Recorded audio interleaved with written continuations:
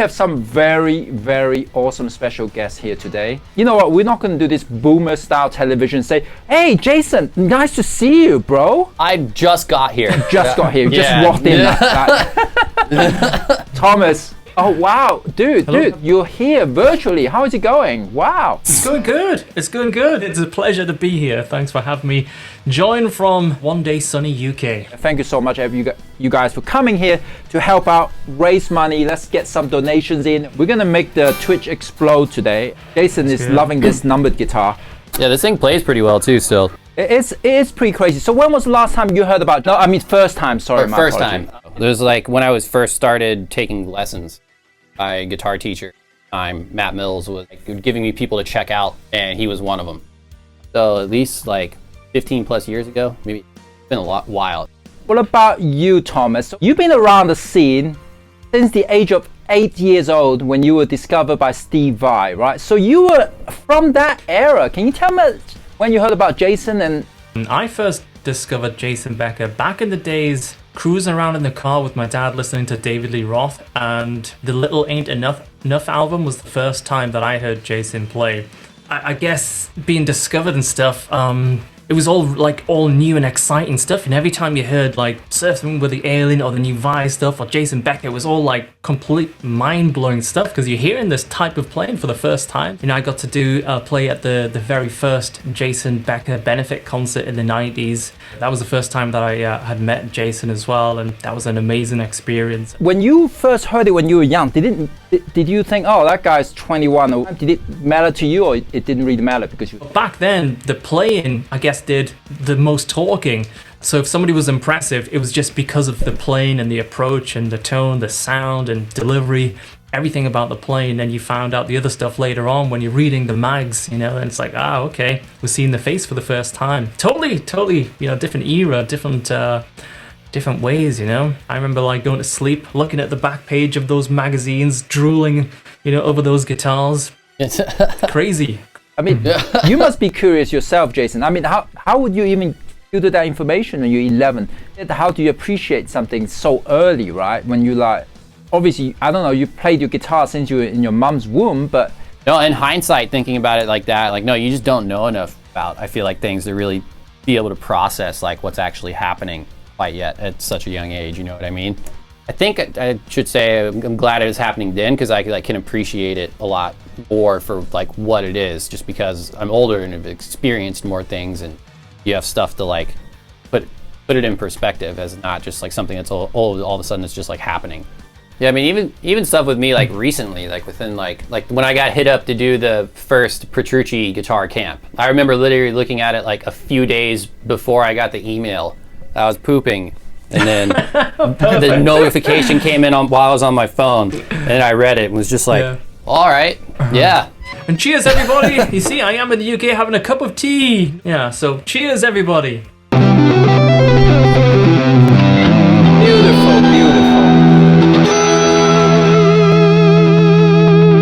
Somebody's got goosebumps. There we go. So what you been up to anyway? Let me ask you some really boring pandemic questions. Well, I finally have like a tentative date. We haven't booked flights yet, but like end of next month is when I'm going to be in the studio recording drums with Luke for the new stuff, and then getting everything mixed. What about you, Thomas? What you been busy doing? Obviously, you do a lot of live stream on Twitch, and you have your School of McRock. Yeah, it's been working on the school, because we release a new lesson every week.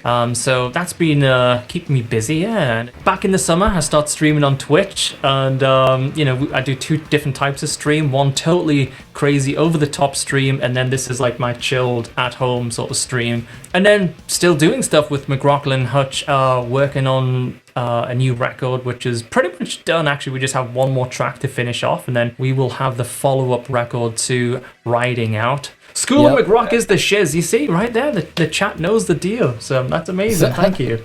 Is that like a monthly subscription, right? Yeah, it's 14 days free trial. You know, we have like live Zoom classes, a huge amount of backing tracks, obviously a new lesson every week.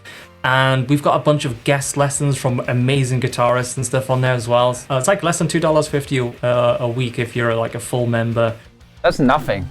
But yeah, for that quality of content, you should charge like quadruple that. Yeah, I mean, yeah, that would be great. But I try and keep all the lessons like 15, 20 minutes or so on average. Yeah, I mean, it's very informative. It gives you everything you need, but in a bite-sized way. So. Yep. Hey, chat. You can always learn more stuff, and everyone have different knowledge. So, for that, well, for nothing, literally $2. You know, you might as well get a subscription and check it out. I would say I have a subscription too, actually. I just said it's cheap, so Thomas is probably going to start charging me now because you've done some of these camps, right? Do you have to like play a song and then talk, and then play a song and then do a talking segment? I usually do a lot of like Q&A based stuff to make sure that people are actually learning what they want to, and they're not just up here listening to me rant. But at the end of the night performances, there's not like a whole lot of talking. The way he does it is it's like 3 instructors will play like 2 songs each of their own, and then there's a big jam at the end where everyone plays with John. The actual classes, though, is way more interactive. You're talking and playing back and forth. And is there another camp happening soon? Fingers crossed, but it's still happening. It's at the end of July, beginning of August, like 5 days. You do like all the back end for the website on your own, or do you have like... One of my real good long-term friends is a web developer, nice. And then the site, if it was like a public site by now, it would have probably cost like 40 grand or something, you know, because it's just evolved so much. Yeah. I was just curious because like I do know because I've gotten, I don't know about like web development or anything like that, but I like do all my own stuff for like my own like merch store, tab store, because I've learned more about like computer like networking and all that stuff recently because I needed to figure out a way to get my Mac to stop getting mad at me once I have like 15 virtual instruments open. So I figured out how to get like a slave machine set up with like multiple computers all. So when you were talking about the website, that was like the first thing I started thinking of was like, how's all that working?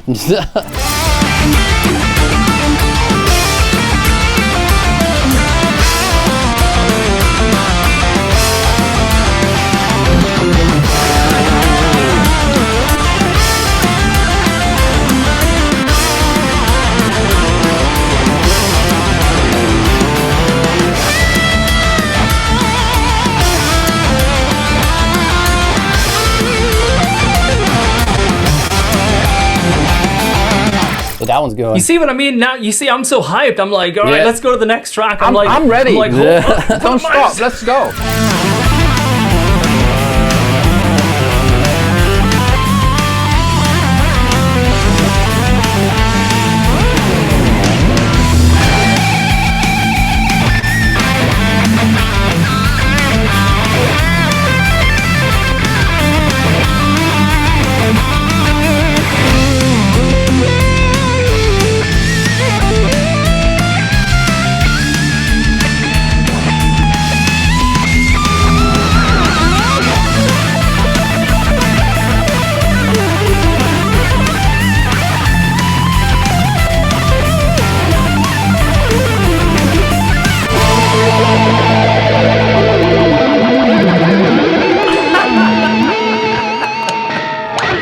What is that?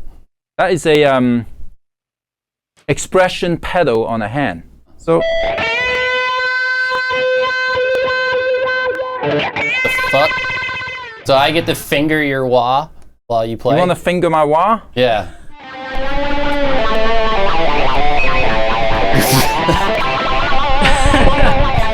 People obsess about this flamenco track. They want to hear something not rocking. Yep. I'm quite up for that. Hey, I'll just load up my flamenco patches. So well. Yeah. So, yeah.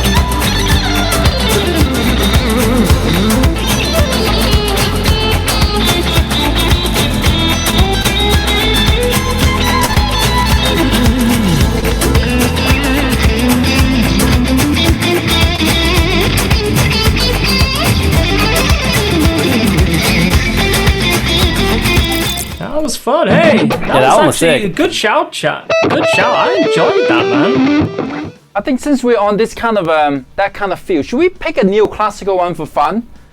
You know, in your All right, albums, I'm gonna get my neoclassical guitar then. I'm gonna get a neoclassical guitar too. I should try one of these other ones. I'm sorry, you guys. Neoclassical guitar. I got. Oh man, Herman you've gone wins. legit. You've gone legit. This one has 3 switches. That's why you asked me what they do. I don't know. They make sound. Let's see if we can tell.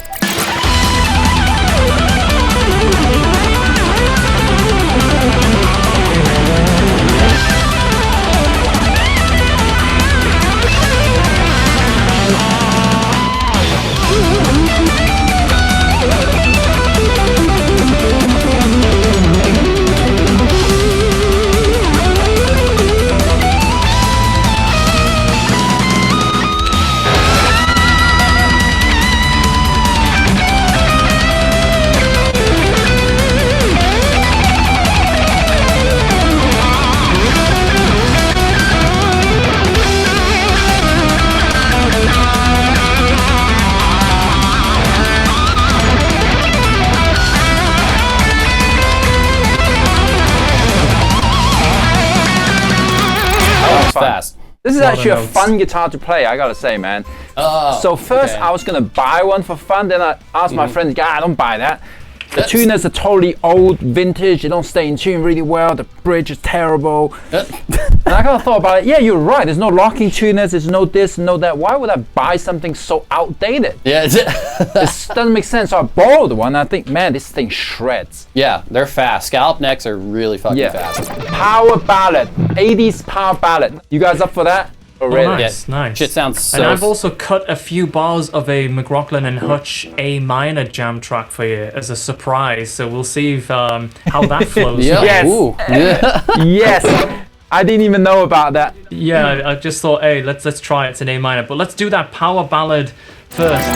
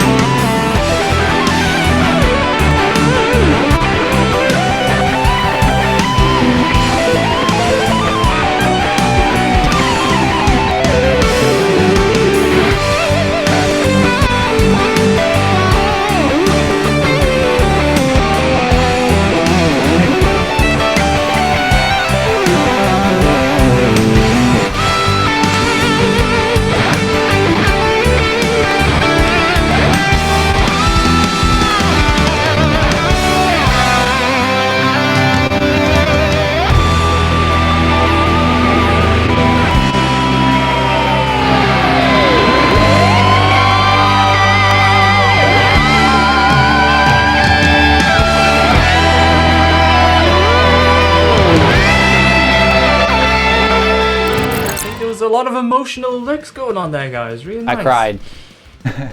I'm inspired watching you guys play. You Thanks. know? Ooh, I'm kind of depending on you guys to inspire me after hearing these tracks a million times. God damn. We gotta do a shred wave.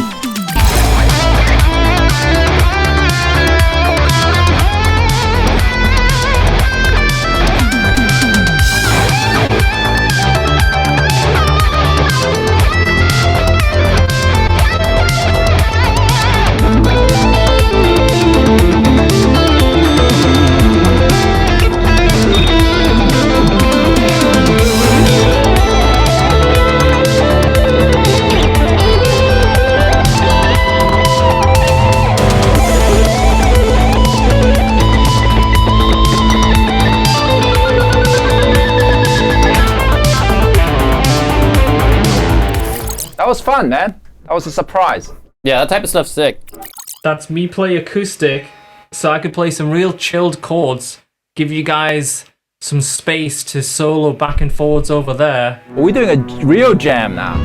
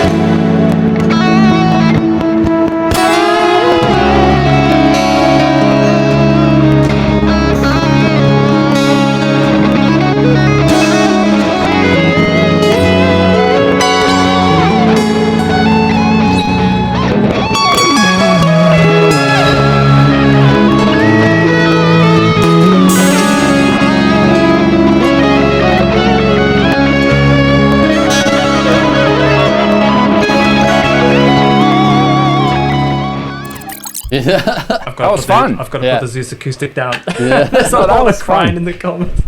That was great. I like how much different tones you got all programmed up there, Thomas. Yeah, I like it. It just gives you some variations. I've got like 5 different tones and some like some special, random effects as well. So, and it's all software as well, which is like, it kind of makes it a little bit even more limitless, if that makes sense, because you can just go in the door and just like go absolutely berserk. But yeah, if anybody's like into that level of geekiness, then I made a 35-minute video on YouTube, which is just like, it's like, you just gotta have like 2 cups of coffee ready, because it's like, it goes from the cable right through every little piece of the chain. Yeah, I have a pretty similar setup at my studio. I have all the pedals just like to my left of my desk, and then a bus ran out of my interface, so I can run like literally anything I want through them.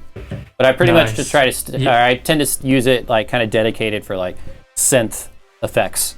It's cool having that kind of hybrid thing, isn't it? It's like, oh yeah, there's fun. something about the hardware that, and it's like we like getting hands on and exactly the deeper stuff. Right? It's definitely way better, even if you're like changing volumes on stuff like in your session. Like I have an iPad that with the Avid app that, and then like even just going through and like soloing and muting stuff is just like actually doing it right there is just feels it's better and it's faster too. Yeah, I think we are 3 very geeky junkies here. Yeah. It's a rabbit hole.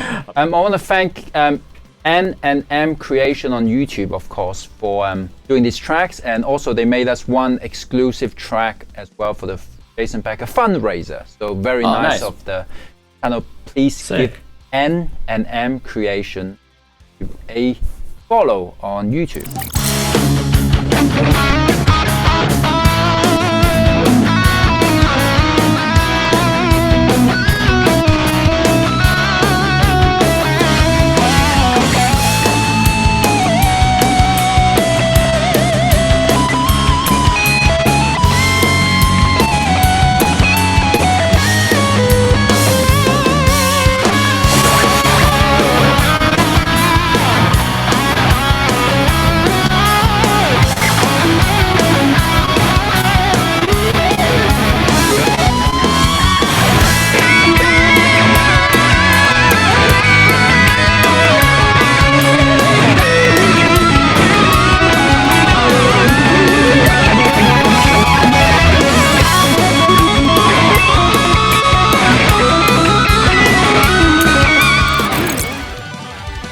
That is fun. We gotta do this again, but like random times and stuff. This is kind of a this cool thing. We get to play guitar like the way we used to before we became a pro.